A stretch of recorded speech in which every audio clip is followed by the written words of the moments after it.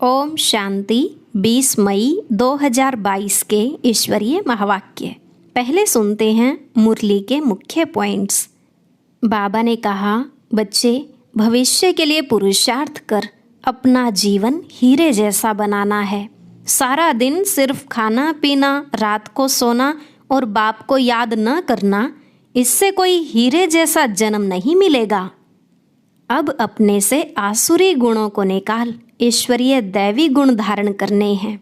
सदा स्मृति रखो, हमें तो कोड़ी से हीरे जैसा अर्थात मनुष्य से देवता बनना है। अब कोई पुरानी चाल नहीं चलनी, वह तो कोड़ी जैसी लाइफ थी। बाप से शिक्षा पाकर फिर औरों को भी वह शिक्षा देनी है। अभी तुमको भविष्य 21 जन्मों के लिए विश्व की बादशाही मिल रही है। यहाँ कितनी भारी कमाई है, तो इसमें लग जाना चाहिए। जैसे गवर्नमेंट की सर्विस में 8 घंटा देते हैं, ऐसे बाप भी कहते, मेरे खातिर तुम 8 घंटा दो। फिर बाबा ने कहा, यह टाइम बहुत वैल्यूएबल है, इसे वेस्ट नहीं करना। दिन रात कमाई करनी है, सोकर अपना समय बर्बाद मत करो। सपूत बच्चे वह हैं जो बाप के मददगार बन सर्विस करते हैं। अगर कोई डिस सर्विस करते हैं तो गोया अपनी ही करते हैं।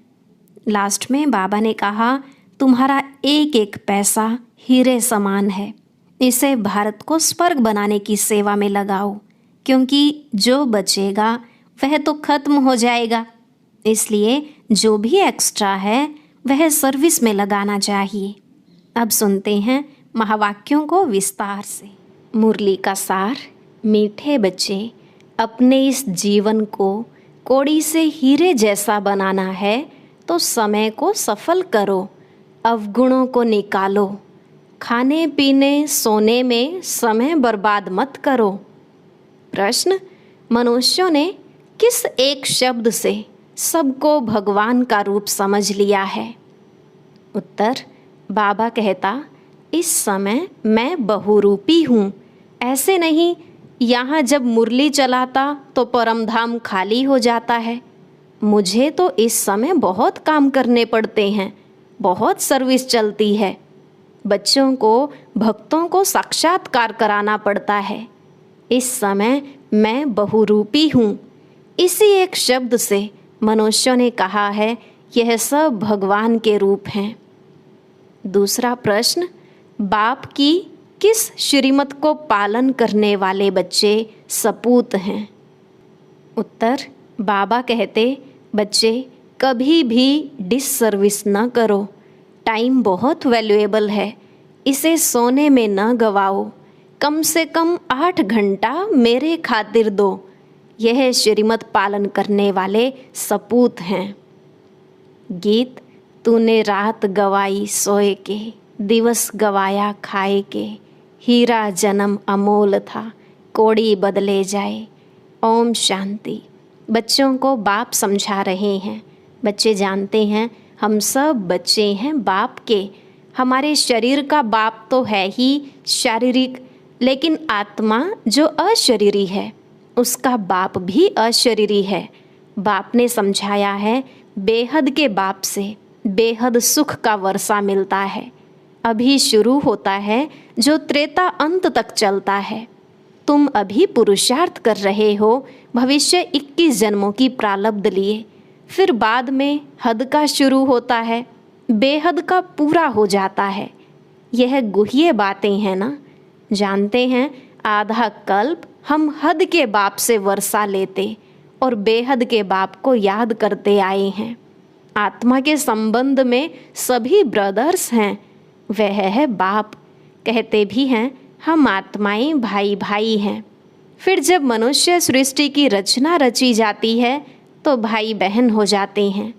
यह नई रचना है ना। पीछे फिर परिवार बढ़ता है, काका चाचा मामा सब पीछे होते हैं। इस समय बाप रचना रच रहे हैं, बच्चे और बच्चियां हैं, दूसरा कोई संबंध नहीं है। अब तुम जीते जी भाई बहन बन जाते हो, दूसरे कोई संबंध से ताल्लुक नहीं है। अभी तुमको नया जन्म मिल गया है। जानते हो हम अभी ईश्वरीय संतान हैं। शिववंशी ब्रह्मा कुमार कुमारियां हैं। ब्रह्मा कुमार कुमारियों का और कोई संबंध नहीं। इस समय सारी दुनिया पतित है, इनको पावन बनाना पड़े। कहते हैं बाबा हम आपके हैं। बाप कहते हैं बच्चे, भविष्य के लिए पुरुषार्थ करके अपना जीवन हीरे जैसा बनाना है। सारा दिन सिर्फ खाना पीना, रात को सोना और बाप को याद न करना, इससे कोई हीरे जैसा जन्म नहीं मिलेगा।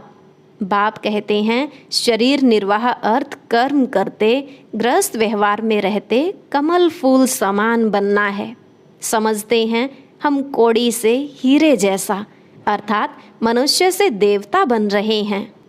मनुष्यों में तो बहुत अवगुण हैं, देवताओं में गुण होते हैं, तब तो मनुष्य देवताओं के आगे जाकर अपने अवगुण बताते हैं ना। आप सर्वगुण संपन्न, 16 कला संपूर्ण, संपूर्ण निर्विकारी, हम पापी नीच हैं। अब बाप कहते हैं अपने से आसुरी गुणों को निकाल, ईश्वरीय दैवी गुण धारण करने हैं। बाप तो है निराकार, मनुष्य सृष्टि का बीज रूप। वह सत्य है, चैतन्य है, ज्ञान का सागर है। यह ज्ञान तो बुद्धि में बैठा हुआ है ना। यह है नया ज्ञान, कोई वेद शास्त्रों में यह ज्ञान नहीं है। अभी जो तुम सुनते हो यह फिर प्रायलोप हो जाएगा। अभी तुम जानते हो हम आसुरी गुण वाले मनुष्य से दैवी गुण धारण कर बाप द्वारा देवता बन रहे हैं। पापों का बोझा जो सिर पर है वह बाप की याद से हम भस्म करते हैं। भक्ति मार्ग में तो यही सुनाते आए हैं कि पानी में स्नान करने से पाप भस्म हो जाएंगे, परंतु पानी से तो पावन बन नहीं सकते। अगर ऐसा होता तो फिर पतित पावन बाप को क्यों याद करते। कुछ भी समझते नहीं हैं। समझदार और बेसमझ, यह भी एक नाटक बना हुआ है। अभी तुम कितने समझदार बन रहे हो, सारे सृष्टि चक्र को जानते हो। हिस्ट्री ज्योग्राफी को जानना यह भी समझ है ना। अगर नहीं जानते हैं तो उनको बेसमझ कहेंगे ना। अभी तुम बच्चे जानते हो बाबा ने अपना परिचय अपने बच्चों को दिया है कि मैं आया हूँ तुमको हीरे जैसा बनाने। ऐसे नहीं यहाँ से सुनकर गए, खाया पिया, जैसे आगे चलते थे। वह तो कौड़ी जैसी लाइफ थी। देवताओं की हीरे जैसी लाइफ है। वह तो स्वर्ग में सुख भोगते हैं, चित्र भी है ना। आगे तुम नहीं जानते थे कि हम ही सुखी थे, हम दुखी हुए, हमने 84 जन्म कैसे लिए यह नहीं जानते थे। अब मैं बताता हूँ। अभी तुम औरों को भी समझाने लायक बने हो। बाप समझदार बनाते हैं तो फिर औरों को समझानी देनी चाहिए। ऐसे नहीं घर में जाने से फिर वही पुरानी चाल हो जाए। शिक्षा पाकर फिर औरों को शिक्षा दो। बाप का परिचय देने जाना पड़ता है। बेहद का बाप तो सबका एक ही है। सभी धर्म वाले उनको ही पुकारते हैं, हे परम पिता परमात्मा, वह हे प्रभु। ऐसे कोई नहीं होगा जो परमात्मा को याद नहीं करता होगा। सभी धर्म वालों का बाप एक ही है। एक को सभी याद करते हैं। बाप से वर्षा पाने के सभी हकदार हैं। वर्षे पर भी समझाना पड़े, बाप कौन सा वर्षा देते हैं? मुक्ति और जीवन मुक्ति। यहाँ तो सब जीवन बंद हैं। बाप आकर सबको रावण के बंधन से छुड़ाते हैं। इस समय कोई भी जीवन मुक्त है नहीं, क्योंकि रावण राज्य है, देह अभिमानी है। देवताएं देही अभिमानी होने से जानते हैं हम आत्मा एक शरीर छोड़ दूसरा लेते हैं। सिर्फ परमात्मा को नहीं जानते हैं। परमात्मा को जाने तो फिर सारे सृष्टि चक्र को जान जाएं। त्रिकालदर्शी सिर्फ तुम ही हो। ब्राह्मणों को ही बाप बैठ त्रिकालदर्शी बनाते हैं। जब देवताएं भी त्रिकालदर्शी नहीं तो उनकी जो वंशावली आती है उनमें भी यह ज्ञान नहीं रहता, तो फिर दूसरों में यह कहाँ से आएगा? देने वाला भी एक ही है। यह सहज राजयोग की नॉलेज और कोई को हो नहीं सकती। देवी देवता धर्म का शास्त्र भी तो होना चाहिए, तो ड्रामानुसार उन्हों को फिर शास्त्र बनाने पड़ते हैं। गीता भागवत आदि सब ऐसे ही फिर बनेंगे, ग्रंथ भी ऐसे बनेंगे। अभी ग्रंथ कितना बड़ा हो गया है, नहीं तो इतना छोटा था, हाथ से लिखा हुआ था, फिर वृद्धि में लाया है। यह भी ऐसे है, इनका अगर ग्रंथ बैठ बनाओ तो बहुत बड़ा हो जाए, परंतु फिर उनको शॉर्ट किया जाता है। पिछाड़ी में बाप 2 अक्षर कहते हैं, मन मना भव। मैं तुमको सब वेदों शास्त्रों का सार समझाता हूँ, तो जरूर नाम तो लेना पड़ेगा ना। फलाने शास्त्र में यह है, वह कोई धर्म का शास्त्र नहीं। भारत का धर्म एक ही है, बाकी वह किस धर्म के शास्त्र हैं कब सिद्ध नहीं कर सकते। भारत का शास्त्र है ही गीता। गीता भी सर्वशास्त्रमयी शिरोमणि गाई हुई है। गीता की महिमा तुम एक्यूरेट जानते हो। जिस गीता से बाप आकर भारत को स्वर्ग बनाते हैं। भारत के शास्त्र को मान बहुत मिलता है, परंतु गीता का भगवान कौन था उनको न जानने के कारण झूठा कसम उठाते हैं। अब उनको करेक्ट करो। भगवान ने तो ऐसे कहा नहीं है कि मैं सर्वव्यापी हूँ। बच्चे ने प्रश्न पूछा, शिव बाबा जब इधर आते हैं, मुरली चलाते हैं, तो क्या परमधाम में भी हैं? बाबा कहते हैं, इस समय तो हमको बहुत काम करने पड़ते हैं, बहुत सर्विस चलती है। कितने बच्चों को, भक्तों आदि को भी साक्षात्कार कराता हूँ। इस समय मैं बहुरूपी हूँ। बहुरूपी अक्षर से भी मनुष्य ने समझा है सब रूप उनके हैं। माया उल्टा लटका देती है, फिर बाप सुलटा बनाते हैं। तुम बच्चे अभी मुक्ति धाम में जाने का पुरुषार्थ करते हो। तुम्हारी बुद्धि है मुक्ति धाम तरफ। ऐसा कोई मनुष्य पुरुषार्थ करा न सके जो तुमको बाप करा रहे हैं। अब अपना बुद्धि योग वहाँ लगाओ। जीते जी इस शरीर को भूलते जाओ। मनुष्य मरते हैं तो कहते हैं स्वर्ग पधारा, फिर भी रोते रहते हैं। बाप के जो सपूत बच्चे होंगे वही बाप के मददगार बन सर्विस करेंगे। वह कभी डिससर्विस नहीं करेंगे। अगर कोई डिससर्विस करते हैं तो गोया अपनी करते हैं। बाप कहते हैं, मीठे बच्चे, यह टाइम बहुत वैल्यूएबल है। भविष्य 21 जन्म के लिए तुम कमाई करते हो। तुम जानते हो हमको विश्व की बादशाही मिलती है। कितनी भारी कमाई है, तो उसमें लग जाना चाहिए। बाप को याद करना है। जैसे गवर्नमेंट की सर्विस में 8 घंटा रहते हैं, बाबा भी कहते हैं मेरे खातिर 8 घंटा दो। रात को सोकर अपना समय बर्बाद मत करो। दिन रात कमाई करनी है। यह तो बड़ी सहज सिर्फ बुद्धि की बात है। मनुष्य जब धंधे पर जाते हैं तो पहले मंदिर के सामने हाथ जोड़कर फिर दुकान पर जाते हैं। लौटते समय फिर भूल जाते हैं, घर याद आ जाता है। वह भी अच्छा है, परंतु अर्थ कुछ भी नहीं जानते। तुम बच्चों को कलकत्ते में तो बहुत अच्छी रीति समझाना चाहिए। काली माता का वहाँ बड़ा मान है। बंगाली लोगों की रस्म रिवाज अपनी होती है। ब्राह्मणों को मछली जरूर खिलाते हैं। बड़े आदमी अपने तालाब बनाए फिर उसमें मछलियाँ पालते हैं, तो ब्राह्मणों को भी वह खिलाएंगे। अभी तुम पक्के वैष्णव बनते हो। प्रैक्टिकल में तुम विष्णु की पुरी में चलते हो।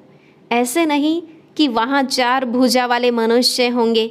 लक्ष्मी नारायण को विष्णु कहा जाता है। 2 भुजा उनकी, 2 उनकी।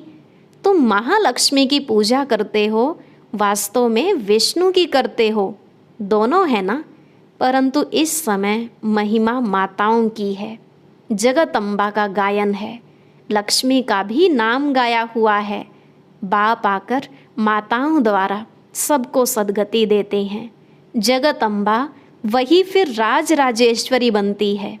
माँ की पूजा होती है। वास्तव में जगदम्बा तो एक है ना। जैसे शिव का एक लिंग बनाते हैं, वैसे फिर छोटे छोटे शालिग्राम भी बनाते हैं। वैसे काली के भी छोटे मंदिर बहुत हैं। वह जैसे माँ की संतान हैं। अभी बाप तुमको अपना बनाते हैं। इसको ही बलि चढ़ना कहा जाता है। तुम बलि चढ़ते हो उन पर, इस ब्रह्मा पर नहीं। तो बाप समझाते हैं अभी टाइम वेस्ट नहीं करना चाहिए। धंधा आदि भल करो। अगर पैसा काफ़ी है खाने के लिए तो फिर जास्ती माथा क्यों मारते हो। हाँ, शिव बाबा के यज्ञ में देते हो तो जैसे विश्व की सेवा में लगाते हो। बाबा कहेंगे सेंटर्स बनाओ जहाँ यह बच्चियाँ मनुष्य को देवता बनाने का रास्ता बतावें। यह पढ़ाई कितनी फर्स्ट क्लास है, बहुतों का कल्याण हो जाएगा। बाप कहते हैं लाख करोड़ कमाओ परंतु काम ऐसा करो जिससे भारत पावन बने, एवर हेल्दी बने। तुम भविष्य के लिए अभी पूरा वर्षा लेते हो। वहाँ गरीब तो कोई होते नहीं, वहाँ भी अभी की प्रारब्ध भोगते हो। तो इतनी धारणा करनी चाहिए तुम्हारा एक एक पैसा हीरे समान है। इनसे भारत स्वर्ग बनता है। बाकी जो बचेगा वह तो खत्म हो जाएगा। जो कुछ पैसा बचे इस सर्विस में लगाओ। यह बड़े ते बड़ी हॉस्पिटल है। कई गरीब बच्चे कहते हैं हम 8 आना देते, मकान में ईंट लगा दो। हम जानते हैं यहाँ से मनुष्य एवर हेल्दी बनेंगे। यहाँ तो ढेर आएंगे। क्यों ऐसी लगेगी जो कब नहीं देखी होगी। तो कितनी खुशी रहनी चाहिए। हम क्या से क्या बनते हैं। हम शिव बाबा से बेहद का वर्षा लेते हैं। बाप है निराकार ज्ञान का सागर, वह इस रथ में प्रवेश करते हैं। तो बच्चों को बहुत रहम दिल बनना चाहिए। अपने पर भी और दूसरों पर भी रहम करना चाहिए। अच्छा, मीठे मीठे सिकिलधे बच्चों प्रति माता पिता बाप दादा का याद प्यार और गुड मॉर्निंग। रूहानी बाप की रूहानी बच्चों को नमस्ते। रूहानी बच्चों की रूहानी बाप दादा को नमस्ते नमस्ते, गुड मॉर्निंग। शुक्रिया बाबा, शुक्रिया। धारणा के लिए मुख्य सार। पहला पॉइंट, भारत को पावन बनाने की सेवा में अपना तन मन धन सफल करना है। पैसे को हीरा समझ स्वर्ग बनाने की सेवा में लगाना है, व्यर्थ नहीं गंवाना है। दूसरा, भविष्य 21 जन्मों की प्रारब्ध बनाने के लिए दिन रात कमाई जमा करनी है। समय बर्बाद नहीं करना है। शरीर को भूलने का पुरुषार्थ करना है। आज का वरदान, अकाल तख्त सो दिल तख्त नशीन बन, स्वराज्य के नशे में रहने वाले प्रकृति जीत माया जीत भव। अकाल तख्त सो दिल तख्त नशीन बन, स्वराज्य के नशे में रहने वाले प्रकृति जीत माया जीत भव। बाबा ने कहा अकाल तख्त नशीन आत्मा सदा रूहानी नशे में रहती है। जैसे राजा बिना नशे के राज्य नहीं चला सकता, ऐसे आत्मा यदि स्वराज्य के नशे में नहीं तो कर्मेंद्रियों रूपी प्रजा पर राज्य नहीं कर सकती। इसलिए अकाल तख्त नशीन सो दिल तख्त नशीन बनो और इसी रूहानी नशे में रहो तो कोई भी विघ्न व समस्या आपके सामने आ नहीं सकती। प्रकृति और माया भी वार नहीं कर सकती। तो तख्त नशीन बनना अर्थात सहज प्रकृति जीत और माया जीत बनना। स्लोगन, संकल्पों की सिद्धि प्राप्त करनी है तो आत्मशक्ति की उड़ान भरते रहो। संकल्पों की सिद्धि प्राप्त करनी है तो आत्मशक्ति की उड़ान भरते रहो। ओम शांति। सुनते हैं आज का अव्यक्त ज्ञान मोती। ये एक बहुत संस्कारितापूर्ण वीडियो है, जरूर देखें, कोई भी मिस ना करे।